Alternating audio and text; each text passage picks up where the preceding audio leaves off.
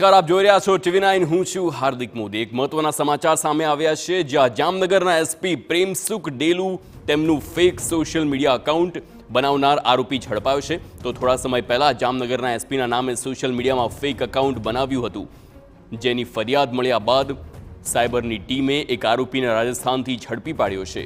તો આરોપીએ એસપીના નામે ફેક એકાઉન્ટ બનાવીને લોકો પાસેથી રૂપિયા પડાવ્યા હતા. ફેક આઈડી બનાવી લોકોને ઠગતી ટોળકી સક્રિય હોવાનું પણ તપાસમાં સામે આવ્યું છે. અમારા નામથી જે ફેક એકાઉન્ટ બનાવેલો હતો, તો આથી લોકો જોડે એ લોકો જે ફ્રોડ કરતા હતા, તો અમે સાયબરમાં ગુનો દાખલ કરાવીને અને આનો ઇન્વેસ્ટિગેશન કર્યો છે.